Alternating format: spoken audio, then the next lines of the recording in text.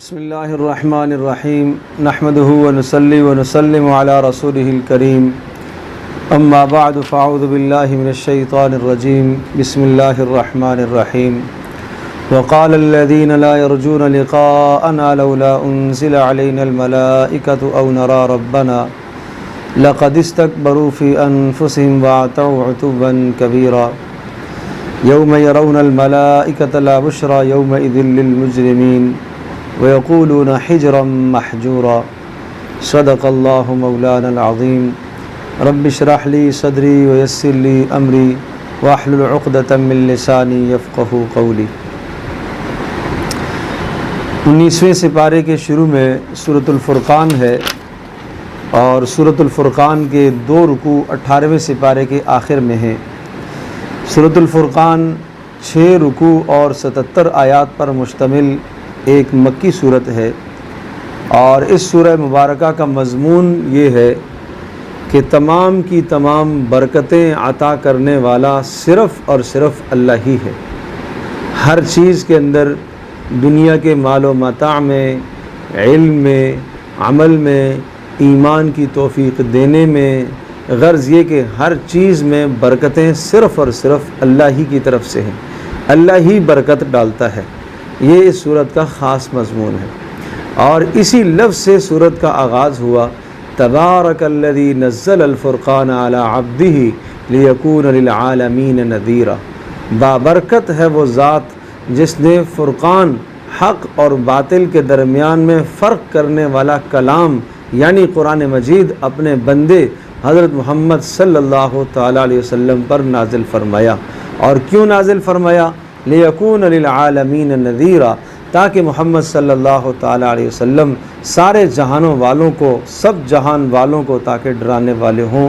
یہ غرض ہے قرآن مجید کے نزول کی۔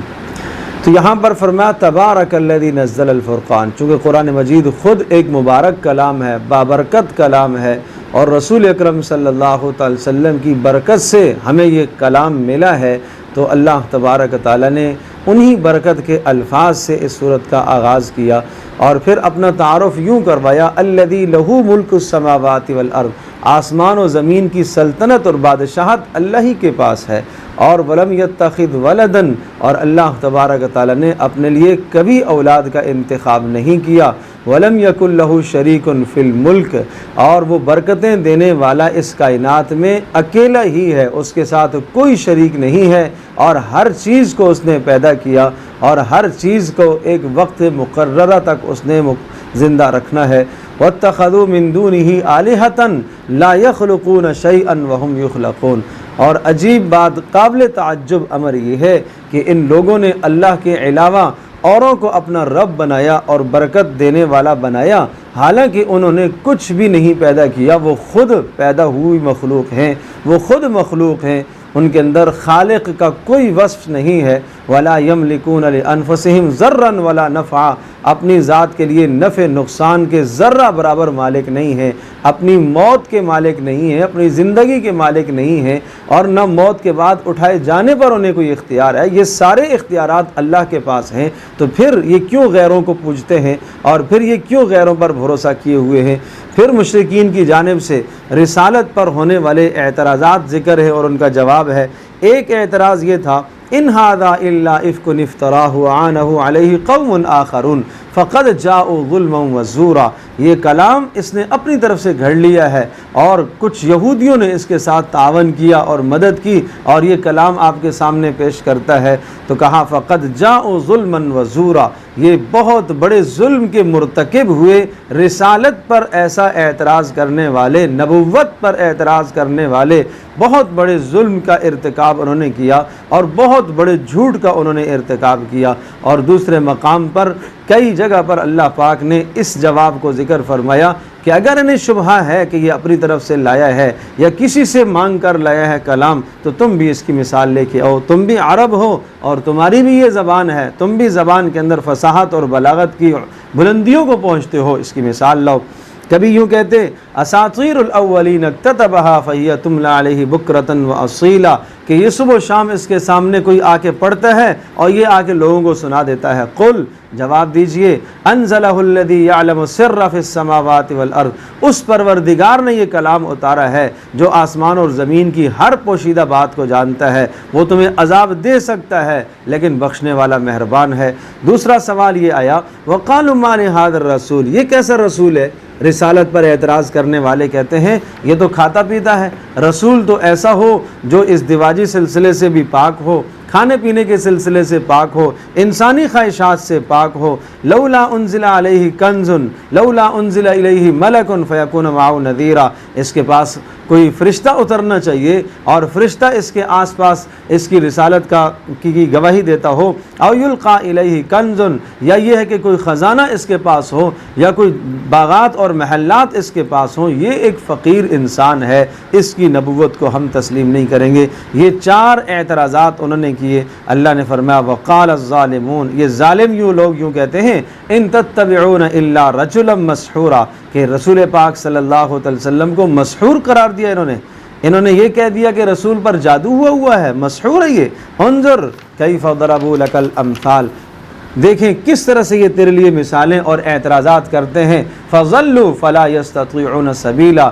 جو شخص رسالت پر اعتراض کرتا ہے وہ ایسا بھٹکا کہ کوئی راستہ حق کا اب نہیں پائے گا۔ تبارک الذی ان شاء جعل لك خیرا من ذلک، اللہ بابرکت ذات ہے، برکتیں دینے والا وہ اللہ ہے۔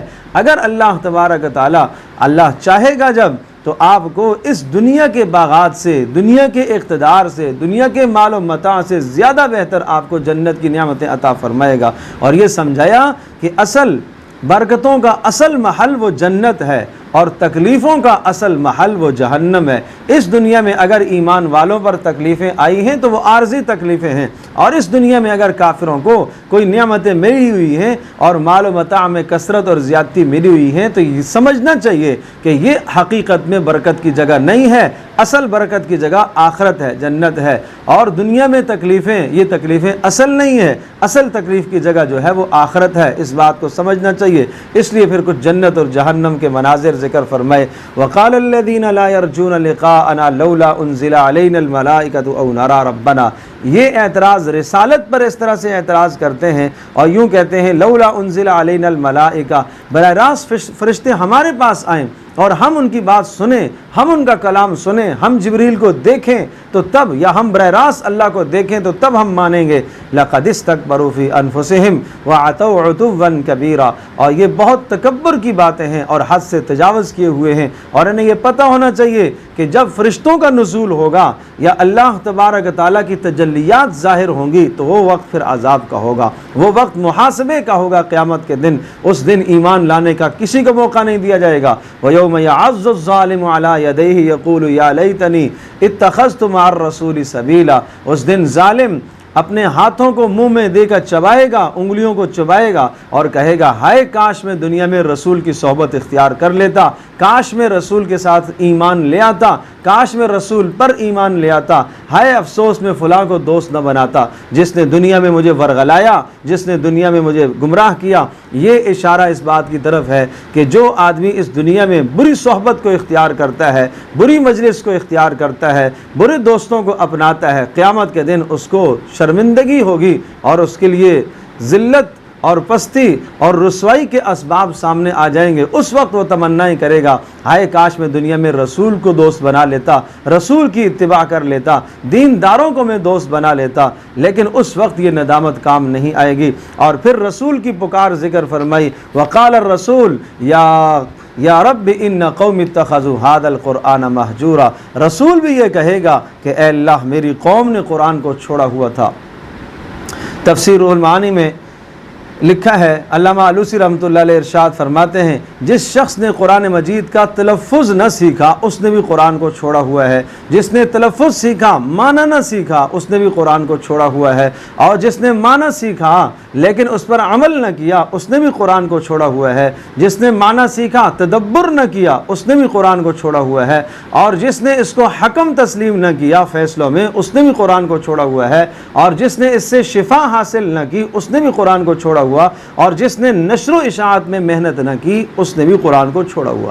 ایسے سب لوگوں کے خلاف رسول قیامت کے دن اللہ کی عدالت میں خود دعویٰ دائر فرمائیں گے کہ اے اللہ میری امت کے فلاں فلاں لوگوں نے قرآن کو چھوڑا ہوا تھا، اور ظاہر سی بات ہے قرآن خود ان کے خلاف گواہ ہوگا، رسول پاک صلی اللہ علیہ وسلم خود ان کے خلاف گواہ ہوں گے، اور جن کے خلاف رسول گواہ ہو جائے اور جن کے خلاف قرآن گواہ ہو جائے تو ان کی بربادی اور تباہی میں کیا شبہ ہو سکتا ہے۔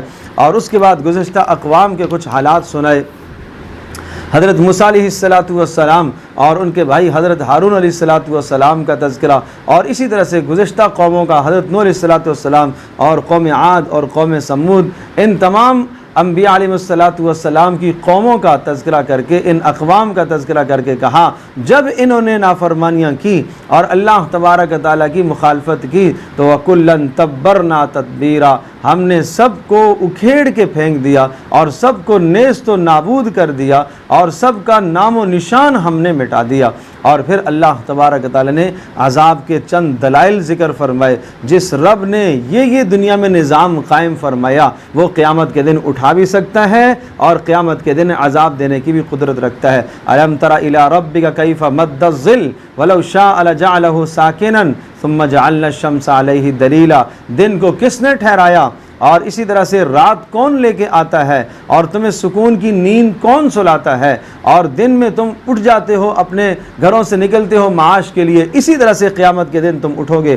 ہواؤں کو کس نے بھیجا ہے تمہارے لیے، آسمانوں سے پانی کس نے برسایا ہے، اور اسی طرح سے سمندر میٹھے اور کھارے پانی کو ایک جگہ کس نے چلایا ہے اور دونوں کے بیچ میں فاصلے کس نے قائم فرمائے ہیں، میٹھا کھارے میں نہ ملے اور کھارا میٹھے میں نہ ملے، اور اسی طرح سے تمہیں اس نے پانی سے پیدا کیا ہے اور تمہارے درمیان میں رشتوں کے سلسلوں کو اس نے قائم فرمایا ہے، اور اس نے آسمانوں اور زمینوں کو بنایا ہے۔ یہ پروردگار برکت والا ہے، یہ تمہیں برکتیں عطا کرنے والا ہے، اور اس کے سامنے تمہیں جھکنا چاہیے۔ تبارک الذی جعل فی السماء بروجا، آسمانوں میں بھی اس نے برکتیں دی ہیں، زمینوں میں بھی اس نے برکتیں دی ہیں، چونکہ موضوع اس صورت کا یہی تھا، اس لیے اس لفظ کو بار بار دہرایا جا رہا ہے۔ اور پھر آگے عباد الرحمن، اللہ کے مقرب بندے کون ہیں؟ یہ ایک ذاتی شخصی کردار انسان کا کیسا ہونا چاہیے۔ ایک آدمی اپنے آپ کو ان آیات کے سامنے دیکھے، اور یہ آیات گویا کہ انسان کی زندگی کو اپنے آپ کو سمجھنے کے لیے ایک کسوٹی ہے، آئینے کے طور پر ان آیات کو مد نظر رکھ کر آدمی زندگی گزارے کہ کیا اللہ کے مقرب بندوں کی جو صفات ہیں ان میں سے کوئی صفت میرے اندر موجود ہے؟ اگر نہیں ہے تو فکر کی ضرورت ہے تو اللہ کا شکر کیا جائے۔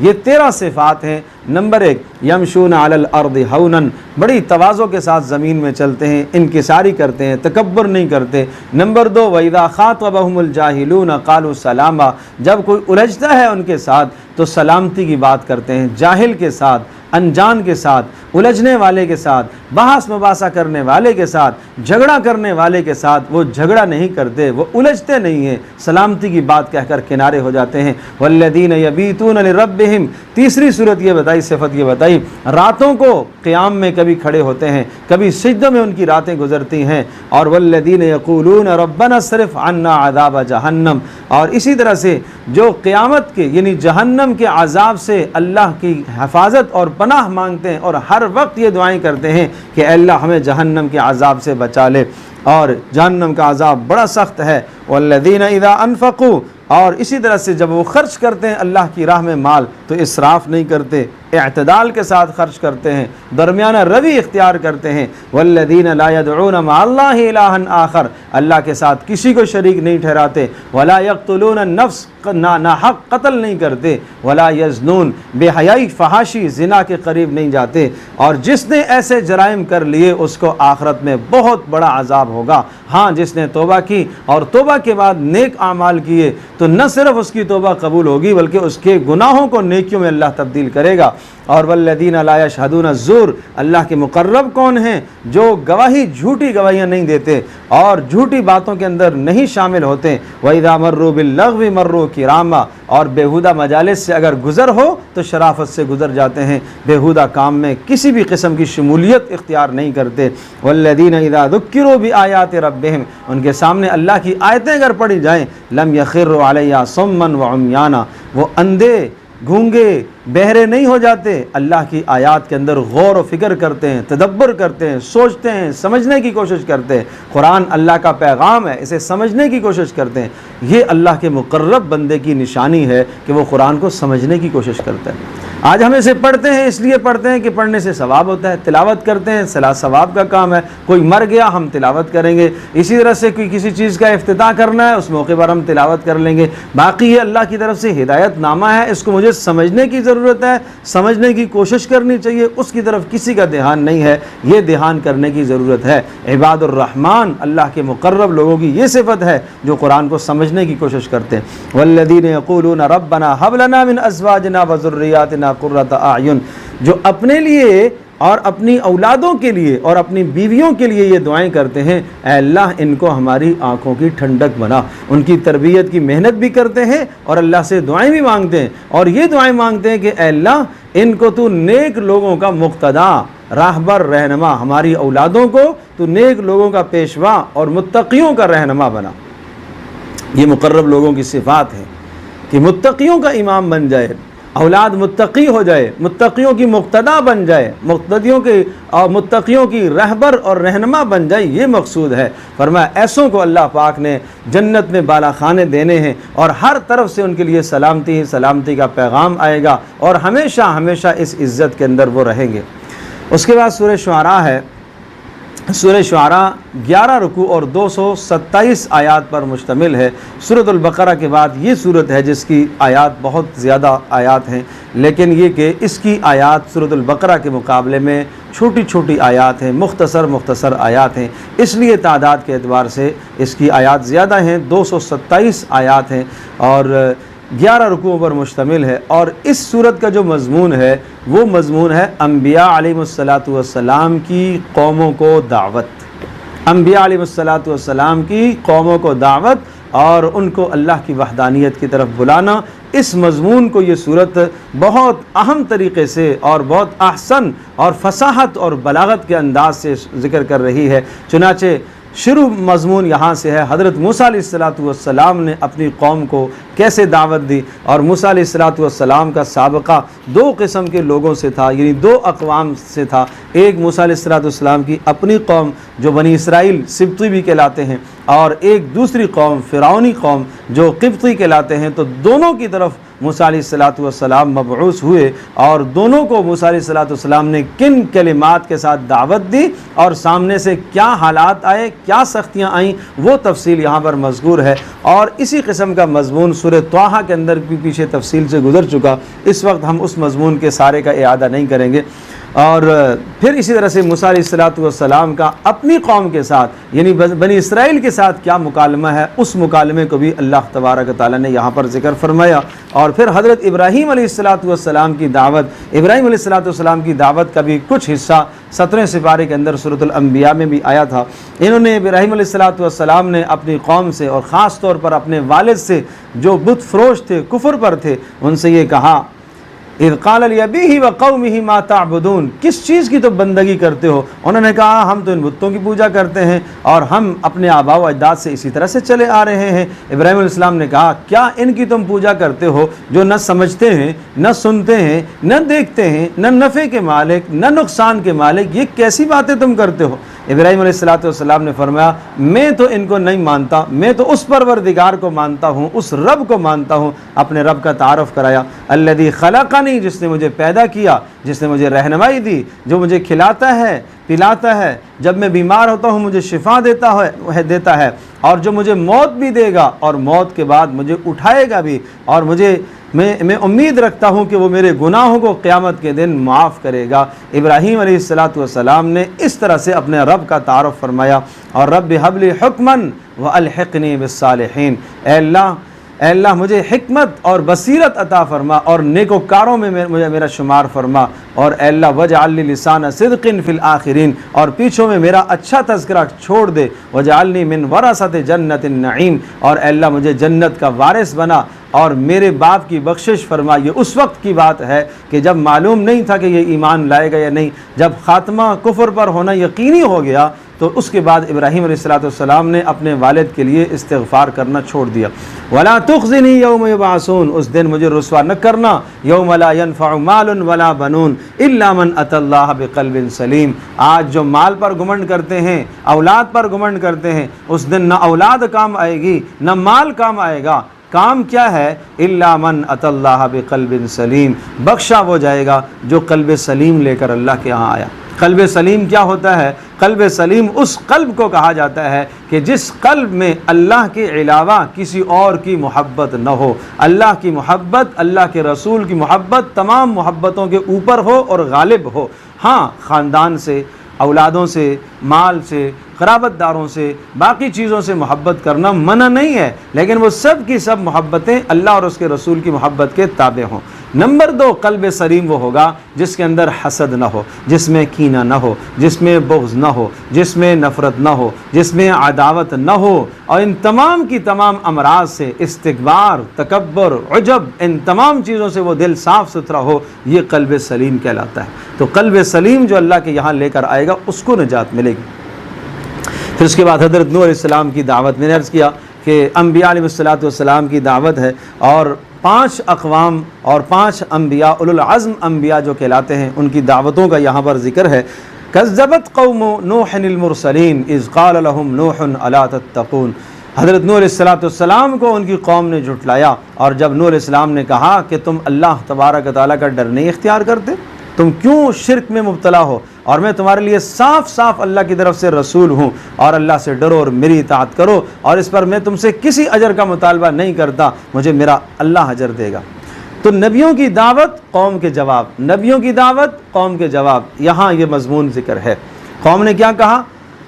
انؤمن لک واتبعک الارذلون، ہم آپ کی اتباع کیسے کر سکتے ہیں؟ گھٹیا لوگ آپ کے پیچھے چلنے والے ہیں، ذی رائے لوگ نہیں ہیں، کمزور رائے رکھنے والے ہیں، مال کی حیثیت نہیں ہے، اقتدار کی حیثیت ان کی نہیں ہے، وہ غریب لوگ آپ کی اتباع کرنے والے ہیں، ہم تو اتباع نہیں کر سکتے۔ قال ما علمی بما كانوا يعملون ان حسابهم الا على ربی لو تشعرون، حضرت نوح علیہ السلام نے بڑا خوبصورت جواب دیا، میرا پروردگار جانتا ہے وہ کیا اعمال کرتے ہیں، باقی ان کا حساب میرے اللہ کے پاس ہے، اگر تمہیں سمجھ میں آئے، میں ان کو اپنے پاس سے نہیں دھدکار سکتا۔ اور سخت دھمکی پر آگے، اے نوح اگر تو نے اس بات کو نہ چھوڑا جو دعوت تو لے کر آیا، لَتَكُونَنَّ مِنَ الْمَرْجُومِينَ، پتھر مار کے ہم تمہیں سنسار کر دیں گے۔ پھر حضرت نوح علیہ السلام نے اللہ سے التجا کی، اے اللہ اب میرے اور میری قوم کے درمیان میں فیصلہ فرما۔ 950 برس نوح علیہ السلام نے تبلیغ کی، پھر اللہ پاک نے فیصلہ فرمایا، فَأَنْجَيْنَاهُ وَمَعَهُ فِي الْفُلْكِ الْمَشْحُونِ، نوح علیہ السلام کو اور ماننے والوں کو اللہ نے کشتی میں نجات دی، اور باقیوں کو اللہ پاک نے غرق کر دیا، ہلاک کر دیا۔ فرمایا اس میں نشانیاں ہیں تمہارے لیے، وَمَا كَانَ أَكْثَرُهُم مُؤْمِنِينَ، اکثر ماننے والے نہ تھے، اور تیرا پروردگار غالب قدرت والا ہے اور رحم کرنے والا ہے۔ تو کیا مضمون ہوا؟ انبیاء کی دعوت، قوموں کے جواب۔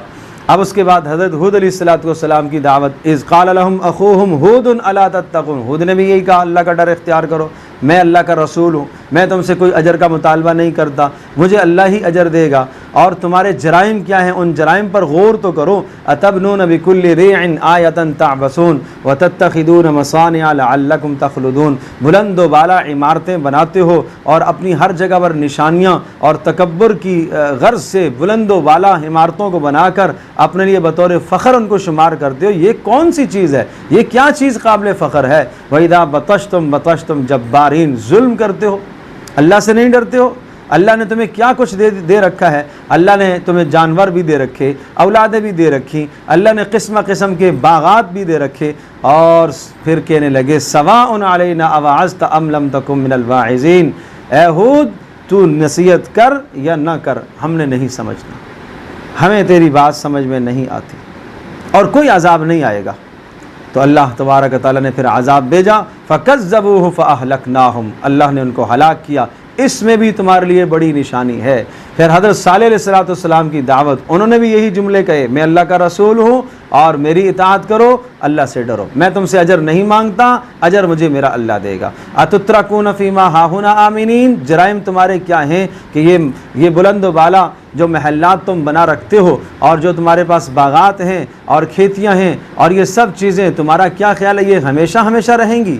ایسا نہیں، فاتقوا اللہ، اللہ کا ڈر اختیار کرو، ولا تطیعوا امر المسرفین، اور جو حد سے تجاوز کرنے والے ہیں ان کی بات مت مانو، جو زمین میں فسادی ہیں ان کی بات مت سنو، جو اصلاح نہیں کرنے والے ان کی بات مت سنو، میری بات سنو، میں اللہ کی طرف سے رسول ہوں۔ کہا کوئی نشانی ناقہ، اونٹنی نشانی دکھا دی، لیکن جب نہ مانا فعقروها، انہوں نے اس کے پیر کاٹ دیے، اللہ تبارک تعالیٰ نے عذاب لایا اور عذاب میں یہ بھی تباہ ہو گئے۔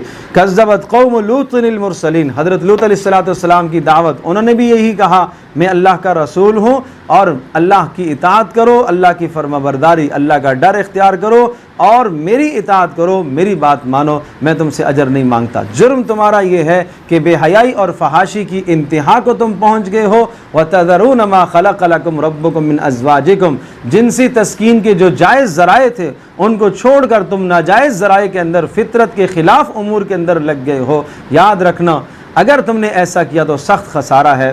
تو کہنے لگے لَإِن لَّمْ تَنْتَهِ يَا لُوطُ لَتَكُونَنَّ مِنَ الْمُخْرَجِينَ، اگر اس دعوت سے تو باز نہ آیا تو تجھے ہم اپنی بستی سے نکال دیں گے، ایسی دھمکی دی۔ اللہ تبارک تعالیٰ نے حضرت لوط علیہ السلام کو اور ماننے والوں کو نجات دی اور باقیوں کو اللہ پاک نے تباہ کر دیا۔ فرمایا ہم نے ان کے اوپر پتھر برسا دے اور بڑے ہی برے پتھر ان پر برسے ہیں، اور ان کی بیوی لوط علیہ السلام کی بیوی وہ بھی بیچ ہی میں ماری گئی۔ حضرت شعیب علیہ السلام کی دعوت، شعیب علیہ السلام نے بھی اپنی قوم کو یہی بات کہی ہے میں اللہ کا رسول ہوں اور ناپ تول میں کمی مت کرو، ٹھیک ٹھیک تولو، لوگوں کی چیزوں کو گھٹا کر مت دیا کرو اور اللہ پاک کا ڈر اختیار کرو۔ انہوں نے بھی انکار کیا اور شعیب علیہ السلام کو ٹھکرایا، بات کو جھٹلایا، اللہ پاک نے ان پر بھی عذاب نازل فرمایا۔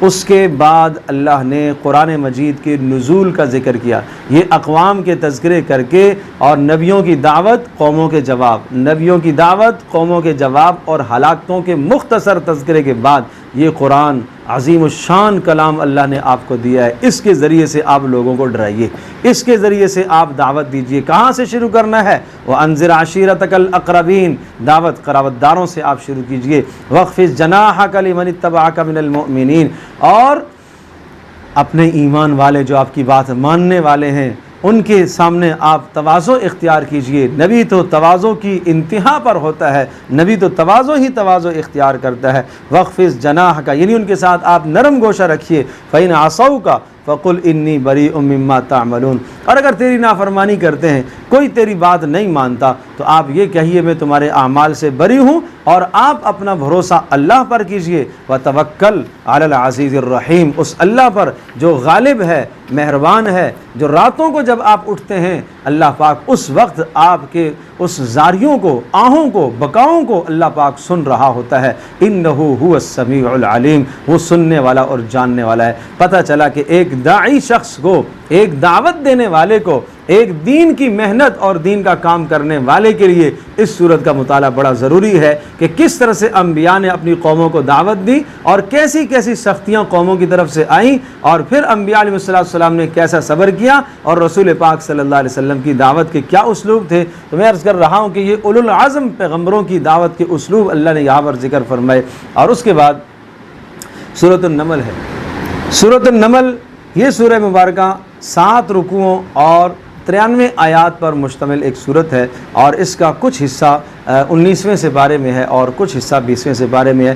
اس کا جو مضمون ہے کہ اقتدار دین کے لیے رکاوٹ نہ بنے، دنیا کا مال، دنیا کا اقتدار، دنیا کا سامان، دنیا کی ریل پیل، دنیا کی چیزیں، دنیا کی زیب و زینت تمہیں دین سے پیچھے نہ کر دے۔ تو اس مضمون کو سمجھانے کے لیے شروع میں حضرت موسیٰ علیہ السلام کا قصہ سنایا کہ دیکھیں ایک فقر و فاقے کی زندگی گزارنے والے نبی، انہوں نے بھی اللہ تبارک تعالیٰ کو کس طرح سے راضی کیا۔ تو پتہ چلا کہ اللہ کی رضا، اللہ کی خوشنودی حاصل کرنے کے لیے مال و اقتدار کی ضرورت نہیں ہے۔ مقابلے میں جو فرعون تھا اور اس کو اللہ نے ہر طرح کا اقتدار دیا ہوا تھا، لیکن وہ اقتدار اس کے لیے دین کی طرف آنے کے اعتبار سے رکاوٹ بن گیا۔ موسیٰ علیہ السلام پر ایمان لانے سے وہ رکاوٹ بنا رہا، وہ اقتدار، وہ مال، وہ دولت، وہ منصب۔ تو یہ منصب دنیا میں کبھی کبھی انسان کو دین سے روک دیا کرتا ہے۔ اس کے بعد پھر حضرت سلیمان علیہ السلام اور حضرت داؤد علیہ السلام، ان دو انبیاء کا تذکرہ فرمایا جن کو اللہ نے دنیا میں ہر ساز و سامان، ہر نعمت، ہر مال، ہر اقتدار اللہ نے دے رکھا تھا۔ خاص طور پر سلیمان علیہ السلام کو اللہ نے کتنی بڑی حکومت دے رکھی تھی، سمجھایا ان دو بزرگ ہستیوں کا تذکرہ سنو اور سمجھو اور دیکھو کہ کتنا اقتدار اللہ نے انہیں عطا فرمایا، اس اقتدار کے اندر ہوتے ہوئے انہوں نے اپنے پروردگار کو کیسے راضی کیا۔ تو سلیمان اور داؤد علیہ السلام کے تذکرے سے یہ مقصد ہے، وَلَقَدْ آتَيْنَا دَاوُودَ وَسُلَيْمَانَ عِلْمًا، ہم نے داؤد اور سلیمان کو بڑے علم عطا فرمائے، علم بھی دیا، اقتدار بھی دیا، مال بھی دیا۔ یوں کہا الحمدللہ الذی فضلنا علی کثیر من عبادہ المؤمنین، اللہ کی حمد و ثنا انہوں نے کی اس علم کو حاصل کر کے اور اس اقتدار کو پا کر کے، دنیا کی چیزوں کو حاصل کر کے اللہ کی حمد و ثنا کرنے لگے۔ ساری تعریفیں اس اللہ کے لیے ہیں جس اللہ نے ہمیں دوسروں پر فضیلت عطا فرمائی ہے۔ تو ایک اللہ والے کا یہی شیوا ہوتا ہے، اس کو کوئی بھی چیز ملتی ہے اس کی وہ نسبت اللہ کی طرف کرتا ہے، یہ میرے اللہ کا فضل ہے۔ حضرت سلیمان علیہ السلام کو اللہ نے اتنا اقتدار عطا فرمایا، اتنی سلطنت فرمایا، علمنا منطق الطیر وأوتینا من کل شیء ان ھذا لہو الفضل المبین، پرندوں کی بولی اللہ نے سکھائی، ہر چیز کا اقتدار اللہ نے عطا کیا، پرندوں پر اقتدار، جنات پر اقتدار، حیوانات پر اقتدار اور چونٹیوں پر اقتدار، ہر چیز پر اللہ پاک نے ان کو حکومت دی۔ الملک ملک سلیمان، ایسی بادشاہت سلیمان علیہ السلام کو اللہ نے عطا فرمائی، قیامت تک کسی کو ایسی بادشاہت اللہ پاک نہیں دے گا۔ تو سلیمان علیہ السلام کیا کہنے لگے، ان ھذا لہو الفضل المبین، یہ تو اللہ کا فضل ہے، یہ تو اللہ کا فضل ہے۔ اور ایک جگہ سے گزر ہوا اور چونٹیوں کی جو ملکہ تھی اس نے سب چونٹیوں سے کہا کہ اپنی اپنی بلوں میں گھس جاؤ، سلیمان کا لشکر آ رہا ہے، کہیں ایسا نہ ہو کہ تم روندی جاؤ۔ یہ بات سلیمان علیہ السلام کے کانوں تک ہوا نے پہنچا دی، ایک چونٹی یہ کہہ رہی ہے کہ کہیں سلیمان کا لشکر تمہیں روند نہ دے۔ سلیمان علیہ السلام نے چونٹی کو بلایا، آپ نے یہ کہا؟ ہاں یہ کہا۔ کیوں کہا؟ کیا سلیمان ظالم ہے؟ تو اس چونٹی نے یہ کہا کہ میں نے یہ کہا ہے کہ کہیں سلیمان کا لشکر تمہیں روند نہ ڈالے، وَهُمْ لَا يَشْعُرُونَ، انہیں شعور نہیں ہے، وہ تمہیں پہچان نہیں پائیں گے، اس لیے کہ تم چھوٹی ہو، تمہیں دیکھ نہیں سکیں گے۔ تو میں نے عذر بھی ساتھ بیان کر دیا ہے، میں نے یہ تو نہیں کہا کہ ظالم۔ حضرت سلیمان علیہ السلام اس بات سے مسکرائے اور پھر اللہ کا تذکرہ فرمایا، رب اوزعنی ان اشکر نعمتک التی انعمت علی وعلی والدی، اے میرے پروردگار مجھے اس بات کی توفیق دے کہ میں تیری نعمتوں کا شکر ادا کروں، میں تیری نعمتوں کا شکر ادا کروں جو تو نے میرے اوپر کی ہیں، میرے ماں باپ پر کی ہیں، اور مجھے تو توفیق دے کہ میں نیک عمل کروں، اور مجھے اے اللہ اپنے مقرب بندوں میں شمار فرما۔ اور پھر پرندوں کی حاضری لی، ہدہد کو غائب پایا اور اس کو پھر بلایا، جب وہ حاضر ہوا اس سے پوچھا تو کہاں گیا تھا؟ اس نے کہا میں ایک ایسی خبر لے کے آیا ہوں، ایک قوم کو میں نے دیکھا ہے کہ وہ سورج کی پوجا کر رہے ہیں اور ان کو سجدہ کر رہے ہیں، انہیں سورج کی سجدہ نہیں کرنا چاہیے، اور وہاں میں نے ایک عورت کو دیکھا ہے کہ وہ عورت ان کی حکمران بنی ہوئی ہے۔ حضرت سلیمان علیہ السلام نے اس عورت کی طرف خط بھیجا اور کہا ہم دیکھنا چاہتے ہیں تو نے سچ کہا یا جھوٹ کہا۔ چنانچہ وہ خط جب گیا اس ملکہ بلقیس، سبا علاقے کی وہ ملکہ تھی، اس کے پاس جب وہ خط گیا، اس نے جب وہ خط پڑھا تو اس نے اپنے اراکین سلطنت کو جمع کر کے کہا یہ خط آیا ہے اور اس میں یہ مضمون ہے کہ یہ سلیمان کی طرف سے ہے اور بسم اللہ الرحمن الرحیم سے اس کا آغاز ہے، اور مضمون یہ ہے اللہ تعالی علیہ واتونی مسلمین، سرکشی مت کرو اور مسلمان ہو کر مان کر اقتدار میرے کو تسلیم کر کے میرے پاس آ جاؤ۔ اراکین سلطنت نے کہا، کہنے لگی مجھے مشورہ دو، مجھے کیا کرنا ہے؟ سب نے کہا ہم جنگجو لوگ ہیں، ہم لڑیں گے، لڑنے کے لیے تیار ہیں۔ ملکہ نے کہا کہ نہیں، دیکھو یہ لڑائیوں سے فساد پیدا ہوتا ہے، ان الملوک اذا دخلوا قریۃ افسدوها وجعلوا اعزۃ اہلها اذلہ، جب بادشاہ لوگ کسی بستی میں داخل ہوتے ہیں تو وہاں فساد پیدا ہوتا ہے اور عزت والوں کی عزت خاک میں مل جایا کرتی ہے۔ ہاں میں دیکھنا چاہتی ہوں کہ وہ رسول ہے کہ نہیں ہے، میں کچھ ہدایہ بھیجنا چاہتی ہوں۔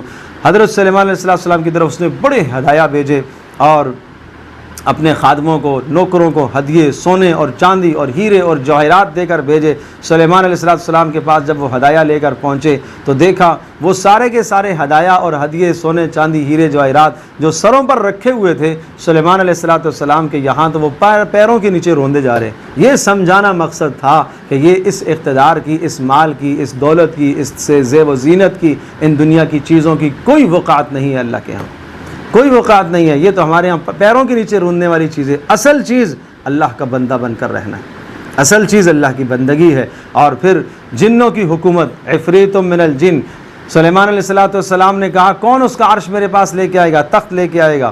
ایک نے کہا، ایک بڑے دیوج ہیکل جن نے کہا میں اس کو لے آؤں گا۔ کتنی دیر لگاؤ گے؟ آپ کے اٹھنے سے پہلے لے آؤں گا۔ سلیمان علیہ السلام نے کہا کہ نہیں، یہ تاخیر ہے۔ ایک دوسرے نے کہا میں اس سے بھی جلدی لے آؤں گا۔ تم کتنی دیر میں لے آؤ گے؟ میں پل جھپکنے سے پہلے لے آؤں گا۔ سلیمان علیہ السلام نے ادھر دیکھا تو وہ تخت موجود تھا، پل جھپکنے سے پہلے بھی وہ لے آیا، اتنے دور سے وہ تخت یہاں پہنچایا۔ تو سلیمان علیہ السلام کا اب جو جملہ ہے وہ سننے کا ہے، وہ سننے کا جملہ ہے۔ کیا جملہ کہا؟ ھذا من فضل ربی، یہ میرے رب کا فضل ہے، یہ میرا اقتدار میرے رب کا فضل ہے۔ جنوں پر حکومت میرے رب کا فضل، پرندوں پر حکومت میرے رب کا فضل، اتنا اقتدار، اتنا مال و دولت میرے رب کا فضل ہے، میرا کوئی کمال نہیں۔ اور مجھے اللہ نے اس لیے دیا کہ میں شکر گزار بنوں یا ناشکرہ بنوں۔ اللہ مجھے آزمانا چاہتا ہے۔ ومن شکر فانما یشکر لنفسہ، اور جو شکر کرے گا اپنے لیے کرے گا، اور جو ناشکری کرے گا وہ میرے رب کا کوئی نقصان نہیں کر سکتا۔ چنانچہ وہ عورت پھر آئی حضرت سلیمان علیہ السلام کے پاس، اسے آنا پڑا، اور سلیمان علیہ السلام نے اسے اپنا اقتدار، اپنی سلطنت اور یہ ساری چیزیں جس کو وہ بڑی اہمیت دیتی تھی ان تمام چیزوں کو سامنے رکھا، سمجھایا کہ ان چیزوں کی اللہ کے ہاں کوئی اہمیت نہیں ہے۔ اصل اللہ، دل کے اندر اللہ کی ذات عالی پر ایمان اور اللہ کی معرفت یہ اصل چیز ہے۔ اور اس کا جو تخت لایا گیا تھا، اور وہ تخت سلیمان علیہ السلام نے اس میں کچھ تغیرات کرا دیے، دیکھوں اب پہچان سکے گی یا نہیں پہچان سکے گی۔ چنانچہ جب آئی تو اس سے پوچھا گیا یہ تمہارا تخت ہے؟ اس نے کہا لگتا ہے اسی کی طرح کا ہے۔ چنانچہ جب سلیمان علیہ السلام کے پاس اس نے یہ ساری چیزیں دیکھیں اور سلیمان علیہ السلام کی دعوت اس نے سنی، تو پھر حضرت سلیمان علیہ السلام پر وہ ایمان لے آئی اور کہنے لگی رب انی ظلمت نفسی واسلمت مع سلیمان للہ رب العالمین، کہ اے میرے پروردگار میں نے اپنی جان پر ظلم کیا ہے اور میں سلیمان پر ایمان لاتی ہوں، اس پروردگار کو میں مانتی ہوں جو سارے جہانوں کا پالنے والا ہے۔ تو یہ سمجھایا جا رہا ہے کہ ایک عورت ذات بھی اقتدار کے اندر تھی، لیکن جب اس کے سامنے حقائق سامنے آئے، ایمان سامنے آیا، تو اس نے اقتدار کو چھوڑ کر ایمان کو تسلیم کیا، ایمان کو قبول کیا۔ اللہ تبارک و تعالی ہم سب کے لیے سمجھنا عمل کرنا آسان۔